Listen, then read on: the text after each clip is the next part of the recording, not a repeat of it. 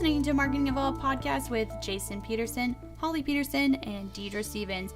During this time, we bring you some of our current marketing stories and, as always, offer up a bit of our unsolicited advice for small and medium-sized businesses based on our industry expertise and knowledge. A little format rundown for those who have not listened to us before. Thank you for tuning in. So for those unfamiliar with our podcast format, we'll give you a quick refresh. Each segment is timed to make the best use of your time, topic, and prevent some of us from scurrying down the rabbit hole of Tangent Land. All right, so we'll start with stories of the week. I will go first. So many of you may have noticed that Facebook got a little bit of a facelift over the last couple of months. Facebook got a facelift. I see how you did that. Oh, I didn't even mean to do that. But it has had a lot of updates in the last month or so. I know I've noticed it on the back end for us in regards to Ad Manager, but just in regards to how they're making their algorithms work. So a couple of the key highlights I'll tell you about is, one, they're making groups a little bit more accessible to use. So communities, they've noticed a demand for people wanting to be in an exclusive group or community in businesses and things like that. So they're making that feature a little bit more easier to use. Also, the way they're showcasing the platforms of videos are obviously becoming more easy to access, as well as edit on the back end for ad side.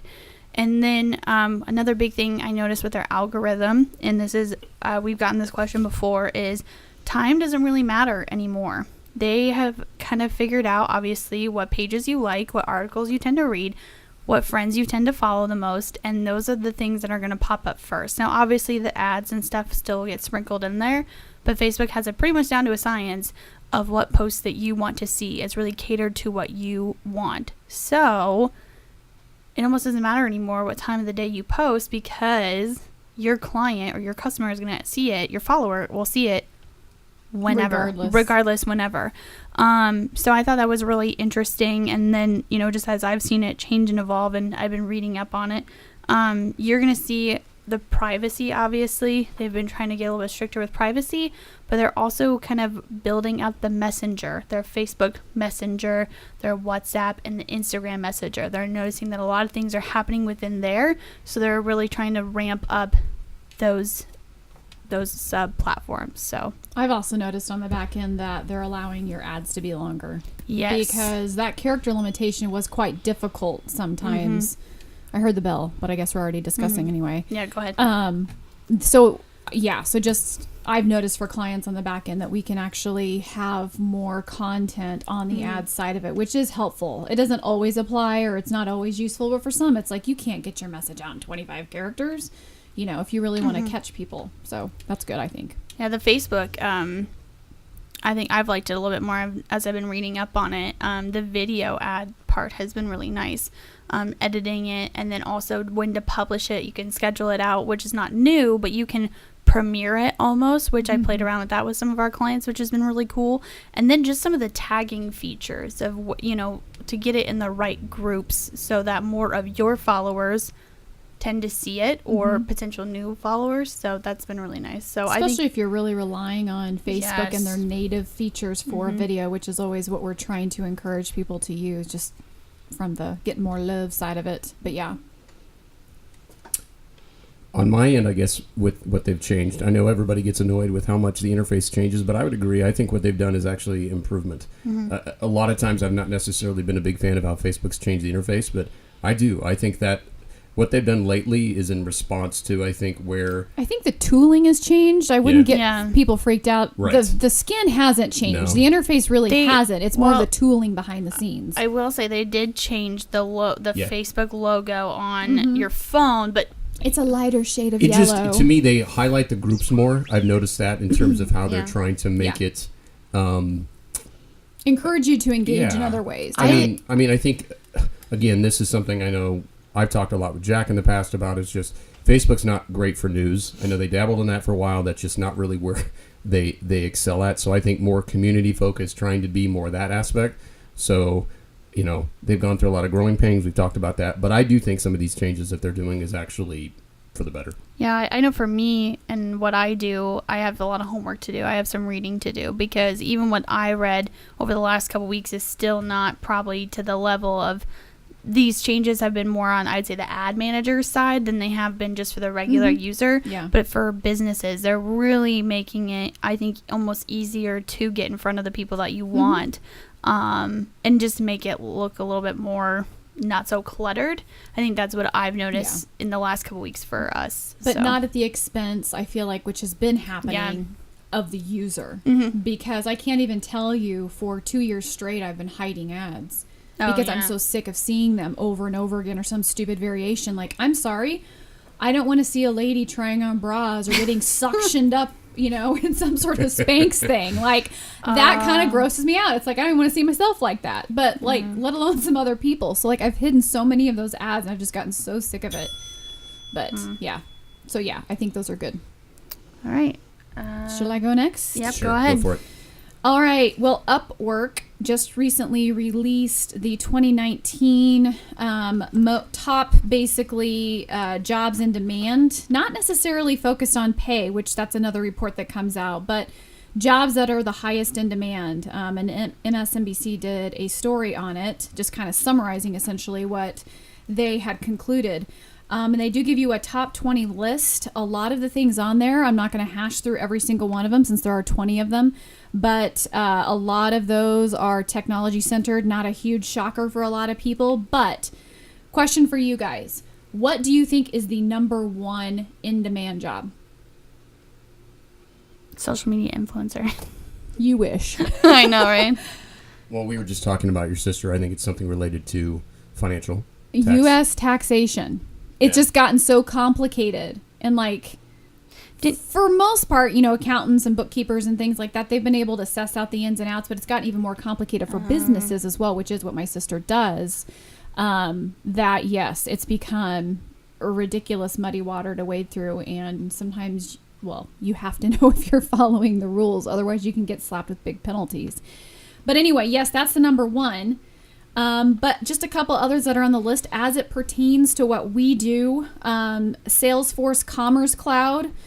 This is a big integral part of what we do and how we talk with our clients. It's super important that you know and have some sort of system on the back end to track your sales. It makes our job 10 times easier to market you if you have some sort of concept about what's going on that front end for you yourself.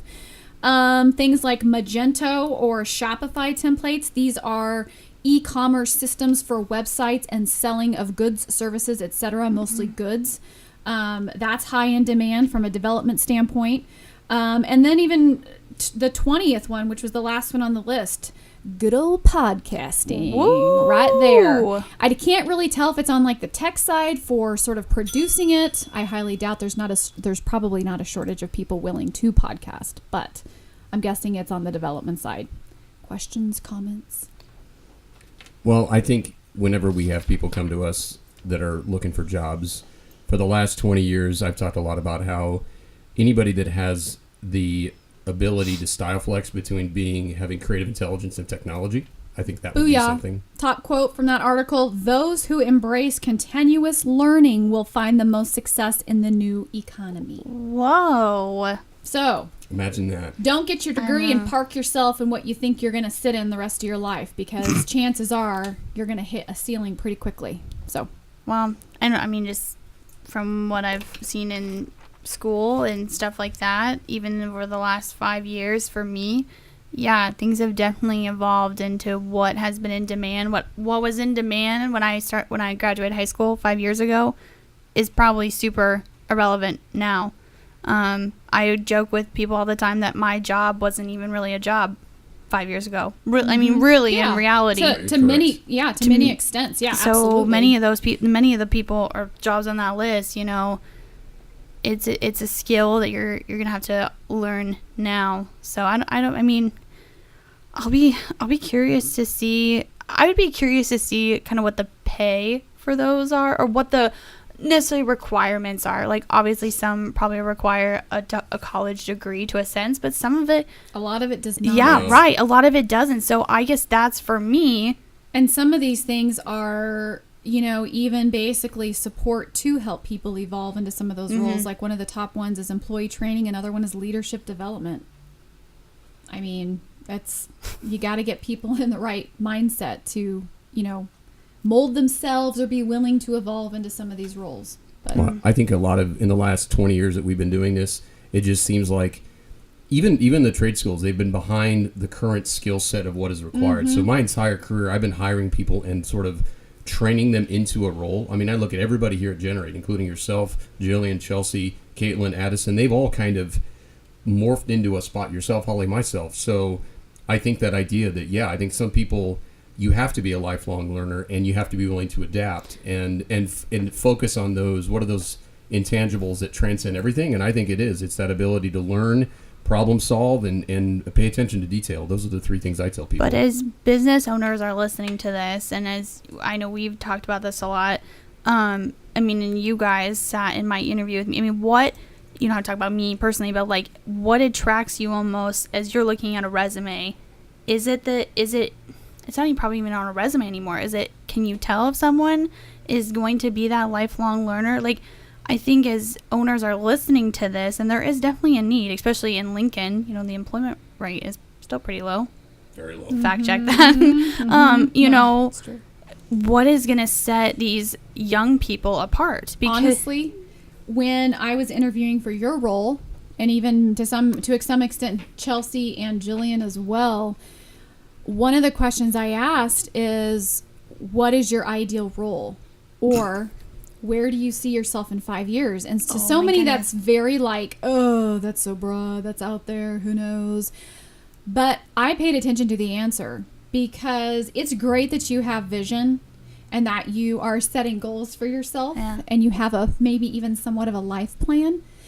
But if you put yourself into a pocket, that tells me something about your mindset as well. That's awesome that you have ultimate goals, but I don't feel like you can be successful in whatever career you choose if you can't evolve along the way. And to Yeah. be honest with you, depending on where I am in my life, it's changed for me. Completely. Me too. I have no idea what I said to that answer at all. The one thing I remember from my interview at Generate, and I still to this day is the most confident I've ever felt in an interview, is you asked me what my strengths and weaknesses are. And I was not afraid to be shy about that. When I walked out of that interview, I said, that's going to be the question that makes or breaks me. I really did. I really walked out of it. I'm like, I laid it all out on the Well, line. you know what I remember about your response to that? I'm not going to say what the response was, but you were extremely honest. And Yes. yes, Oh, I that will- resonated and stuck with me. I don't care what too. my answer was. My answer was my strength and my weakness is that I am a communicator. That is my strength. I can talk anyone's ear off. But that also is a weakness of mine because I sometimes struggle with listening. And for my place in my life, that was it. Yeah. Well, and I think to me, that spoke to the fact why you are a good fit is I think most people, part of being a good employee and being a good, a business professional is being willing to learn and recognize that, hey, there's things, like you said, there's things I'm great at and things I'm not. And part of our job here is to combine complementary skill sets. So humility is a huge thing. And I think that's kind of a dying art in our society. But I agree with Holly. Like, to me, it's almost come back to the basics where, I mean, we're certainly not, 100% we see somebody. But I would say, like, when I met you or like Addison or even Caitlin, it was like, oh, that's a fit. And it didn't take long because you could tell they had this mindset where they were switched on. And this is going to probably be the final thought on this. Yep. Because when I think of those jobs, I think of people, I think still, I don't want to define it, but older people have this this persona of people who work in tech are geeky or don't have really social skills or what. To me, from that list you just read, you have to have social skills. Completely. You can't just sit behind a computer and think that you can just solve a problem with that. You have to explain the problem anymore. That's right. You have to communicate. Would you agree with that? And even if it's not to like communicating to a customer per se, you have to be able to communicate to upper management, leadership, whatever. You do have to have even those internal communication skills. So that's really important too. That and being able to receive a salary in Bitcoin.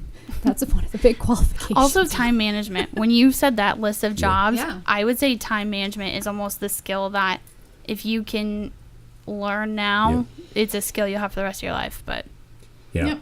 My final thought, and then we can move on, is just I know my dad succeeded in software development IT not because I think he always said he was the greatest technology person. It's that he could communicate to people.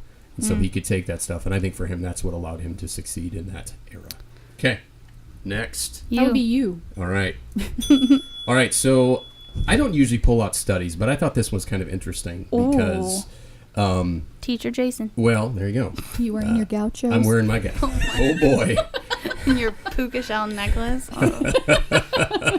So, I mean, us being parents, and we talk a lot about this. I think we all say it's not that we at Generate believe that social media is bad or good. I mean, at the end of the day, there's things we like and we dislike. I think there's a constant commentary about the negative impacts of youth with social media. And I've been worried about this, and we have too, because we've got kids that are 7, 8 years old, and eventually we're going to have to teach them how to reconcile. Oxford University originally had a large study that was done of 12,000 adolescents, and they found roughly that 99.75% of a life's satisfaction and self-worth has nothing to do with their use of social media. Amen. Well, So again, I think, to me, what it says to me is that the root of the issues of why kids struggle, insecurity, self-worth, that has to do with their relationship with their family and their parents and what they do to validate themselves. Now, clearly, there's a lot of nastiness in social media that can impact and is a part of kids' lives, cyberbullying and stuff. But to me, that was like, I don't know, like a good thing to hear, that it's not, the issue is more to do with how does that child feel self-worth as a person. And then if you're equipping them with that feeling of, you know what, no matter what anybody says, then social media is a landscape you can navigate better. But if you don't have that, yeah, then you're just going to get battered and bruised, and social media is going to be a bad use of how you deal with life and coping. So, thoughts? I would just say maybe to that, because I was thinking about this, and I've actually had this discussion with some girlfriends of mine, that within like even my circle of friends, there are some of us that are more predisposed to being affected and being more drawn in to some of the drama on social media, or even just that ability to say, you know what, they're portraying what they want me to see. That's probably not what's really happening in their everyday life. So I feel like some of us have filters to be able to see that better than others. And I think it's not a character flaw by any means. It's just the way we all view life differently. And so I do feel like maybe some people are more predisposed to have some of that more negative sort of impact by social media, whereas some of us are just like, what is, and just scrolling through, like we're not truly affected or impacted in a negative or even a positive way by necessarily what we're seeing on social media. Deidre, what are your thoughts? I'm genuinely surprised by that. I mean, I'm genuinely surprised. But I also have to understand, I grew up in the era of social media ramped up, and like people did not, there were points like we would have like school assemblies talking about cyberbullying. Like that was before laws were really put in place. Like people were really not knowing how to handle it. And I remember there were times in like my school, they didn't know how to handle, you know, it used to be back in the day, bullies would be in school and you could kind of pin it out. Still are, yeah. Right. But almost more of it was happening online, away from school. Now, granted, my school was very fortunate to have computers, so they could kind of track a lot of it because it was from the school machine. But, you know, a lot of this drama and tension and stuff was happening outside of school and then bringing it to school. But then, you know, nothing was ever left. It just continued to grow and grow. So, I mean, there were many times I just remember things got bad. Things got nasty. And I think I still have those wounds, and you know, or I'm very like to your point, Holly, I can see through some people wanting attention or saying whatever they want to say because they want the drama on there, which probably means they do that in their everyday life anyways. Yeah, they just have a platform to do it on now. Yeah, but yeah, that really surprised me because I mean, you guys have young kids and I have younger relatives, and I think about that all the time. But maybe people have it better educated now, like, you know. But that's what I was thinking too, because honestly, those numbers, that percentage you gave me, kind of shocked me too. Like, wow. Well, I mean, I would think it'd be more maybe in the 40-50 range. Well, but if you're I mean, that's almost. And I think so. I would say too, my skepticism with this thing speaks from the fact that there's the bottom line, the internet in general. I mean, I talk about this a lot with Hollies. People don't understand. I mean, there's the good and there's the very bad. So whether it's social media, the internet, accessibility to things that are tempting or that are hurtful, it's a complicated landscape for kids. But what develops that root of security is the family. So social media can be a negative outlet, but social media itself isn't the problem. The problem is how we as a family unit help our family members and support them. But And, when you say family, we're probably also speaking of families that go beyond your classical sort of, Yeah. mother and father Right. and brother and a sister and one dog or whatever the case is. correct. Because good grief, I grew up with friends. I grew up in a family that, my dad left when I was really young. And, I feel like a lot of this stuff definitely goes way beyond sort of those traditional norms even. So like Yes. if you've got a great support unit at school, whether it's friends or you come to work and you feel like that's an extension of your family because of the kind of support you get there as well. I mean, like, I feel like people can draw from various Right. places. I agree with that. So, yes, when you say family, I even think about it from a broader perspective I would agree because with I that. had to draw from a much broader Yeah. perspective Yeah. to get my self-worth growing up myself. So, But my faith for that matter. I think for me, and I've kind of thought about this when I've gotten asked before, like, oh, how do you keep your Facebook consistent for clients and stuff like that? And because I've had a lot of people compliment me that I don't really post a lot of negative stuff. And for me, if I had to, like, if Trevor and Olivia came up to me and were like, what piece of advice would you give? Because I grew up with the social media, good, bad, and ugly. What would I give to them? I would tell your kids that I always, even to this day, I only post things that my grandma would like. it's great advice. Like- I agree with that. And I don't know why and that was told to me when I first won Miss Nebraska junior teen. I was 15 years old, and my director told me that advice.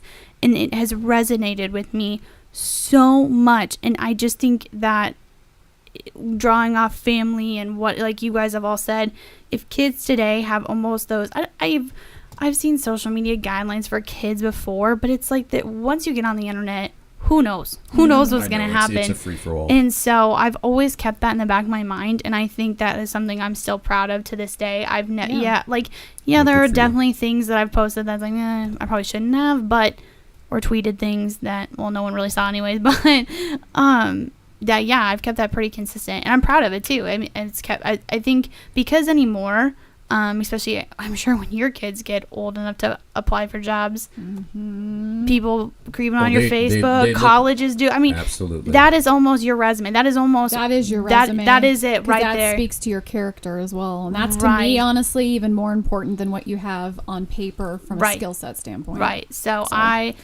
I would say that kids. Yep. Good Would advice. your grandma like it? Yeah, to me, the big thing for me is I would never trivialize because I know this is a tremendous responsibility. So you're right.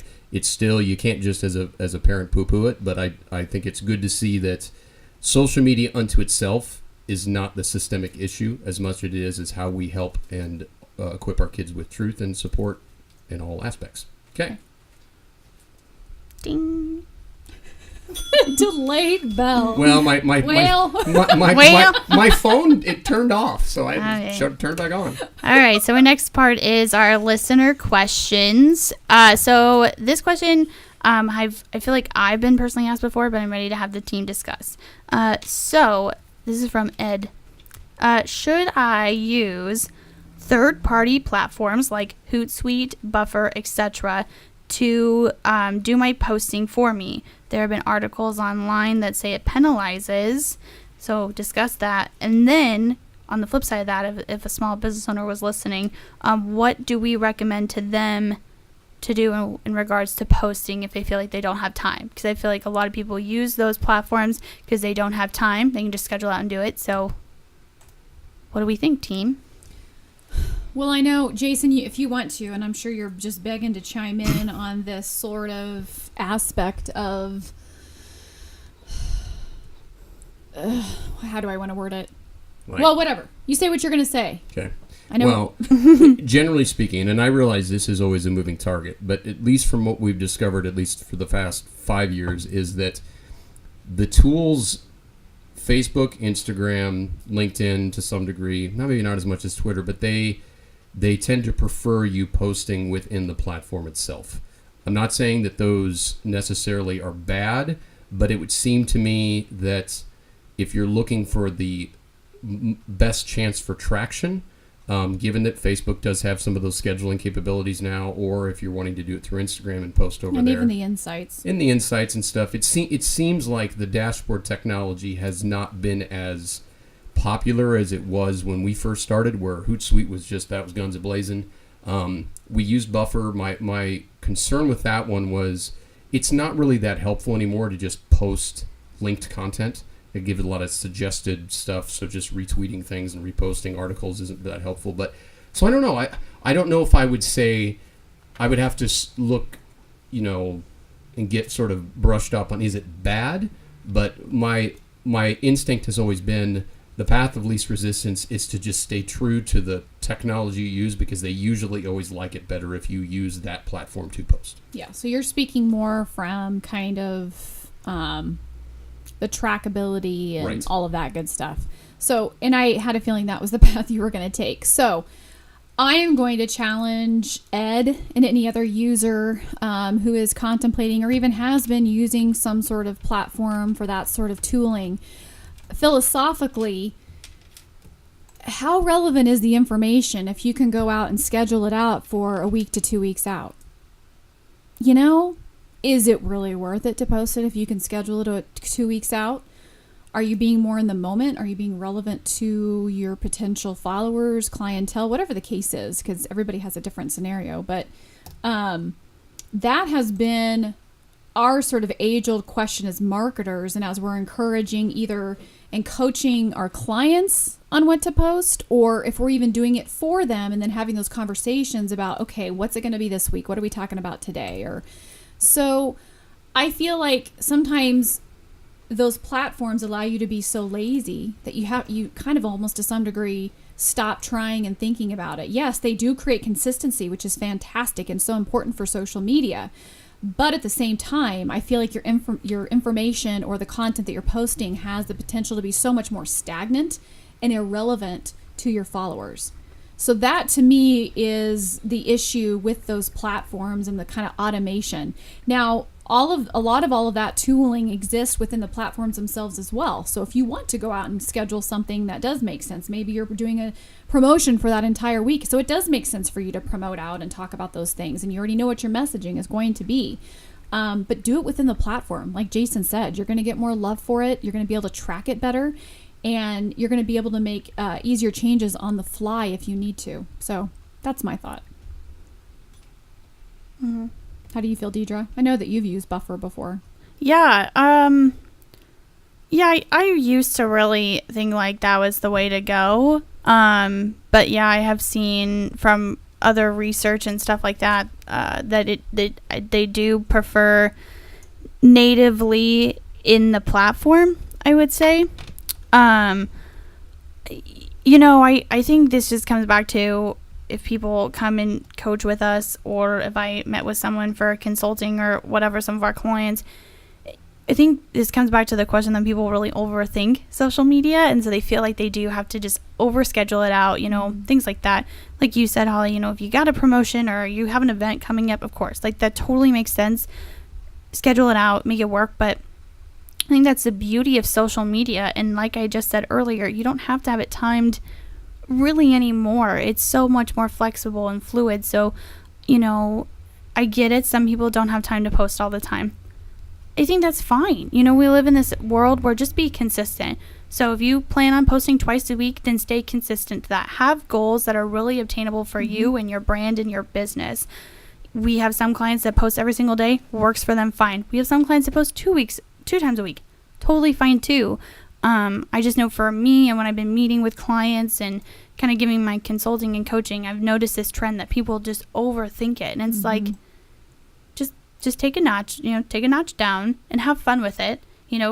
like Instagram stories I love because they are so in the moment, you know, and things like that. So you can still have a structured plan. I'm not saying that's a bad thing. Trust me, I'm all about structure and I'm all about planning. And yes, there are times I have to schedule things out because I'm out of the office or I go on a trip or whatever. But I'm always very cautious that things change day to day. And so I'm kind of happy that I don't schedule things out necessarily all the time. So I would say that use the in-tool platforms like both Jason and Holly have said. But, you know, take a step back and write on pen and paper those ideas. I know we give our clients like 40 posting ideas.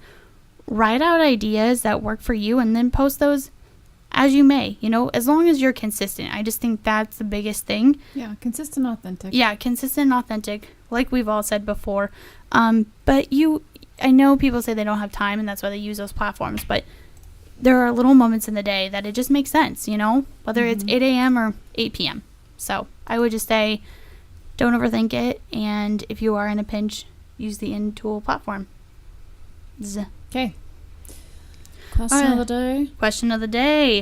It is a beautiful day here in Lincoln, Nebraska. So, Jason, Holly, what is your favorite summer activity? What was that grunt? I'm trying to And then think. he, There's a lot looked of at me. things. Yeah. Go for it. You Well, obviously have some. I would say that at least summer-wise, I've always got a kick out of when we like take the kids to the pool, chill out. They're a lot of fun at that age where they like to play in the pool and stuff. We usually get a summer membership to the Y and just chill, nice relaxing thing, nothing crazy. I mean, I think for us it's just spending time outside. I think that's our big thing. As long as it's not 100 degrees out. I mean, we love to be outside. Our kids are at a fun age where we get to do all kinds of stuff with them. So for me, anything where we can be outside and hang with them, I'm good with that. Yeah, I have to say, like, that just our family is big on being outside and trying to take advantage of nicer weather, although I hate the humidity that happens in Lincoln after a certain point. But I would say for me, too, just the extended daylight hours. So, like, even as it starts to cool off in the evening, just being able to enjoy that and not... I'm one of those people that's a little... Don't get me wrong, routine has its place, but when the kids get out of school... And I have kind of more of a summer schedule with them as far as my work schedule goes. So I do more working from home and kind of back and forth. But just not to have that, okay, we got to get our teeth brushed by 7:30. You know what I mean? Just like, whew, everybody can take a breath and kind of let down a little bit on the routine and then not have to worry about getting out of bed by, 7 a.m. and doing this, that, by the other by a certain amount of time. So I would say that just taking a breath, relaxing, enjoying more of the laid back schedule. That's my thing. Yeah, growing up, I loved, we used to camp a lot when I was a kid. So I loved camping and I loved just having a good old bonfire and some s'mores and just have it, spend all day on the lake. You take a mid-afternoon nap and do all that. But as I've gotten older, I just love that there is more events to do in the summer. Like there's the farmers markets that come out. And there's, sitting outside on my deck and just enjoying it, taking my dog on a walk. Like, there's just so much more activities to do in the summer, like you said, the lighter or the longer hours of the daylight hours. So I just find there's so much more to do in the summer. Like, whether that's you eat outside, have ice cream, you're not trapped in one place. You can kind of just walk about. So, and I do love the good old, holidays where you have big picnics and watermelon and, it's watermelon season. Yay. Yeah. I love watermelon. It's very nostalgic. Oh, yes. All yes, right. indeed.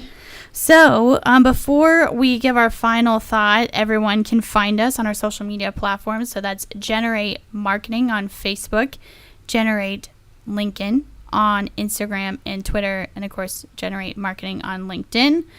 So, final thought for everybody. Here's a little PSA for all of you. Please don't believe everything that you read on the internet. Fake news is still a real thing in today's world. Shocker, I know. But I just know things are ramping up with the elections and things like that. And so just find a credible source. I feel like I can't believe I'm saying this in 2019, but find a credible source. Don't believe everything that you read on the internet. And if you have questions, especially like tech questions, come to a trusted source like us here at Generate. We'll answer your question. There's also Google. websites that address some of this stuff too, like there's the Snopes.com and things like that. So it seems kind of ironic that you could find the fake news on the internet or on social media, but it's also a good resource for the correct answer and or getting down to the bottom of something. So, but yeah, don't be afraid to ask those questions. So, Absolutely. Yet we are that place where we don't charge for that. I mean, that's our job, and I guess our goal here is just why we do the podcast, to help people try to sort out what is fact from fiction, and if we don't know an answer to something, we'll do our best to find it out. Yeah. So just be careful what you read, folks. Would your grandma read it? Probably my grandma would. yeah, I don't know that that's good criteria. I know, I was going to say, No. probably not Searching fake news or not. for them. Yeah. All right. Alrighty. All right, everyone. Have a good times. week. All right. Thanks, everybody, for listening.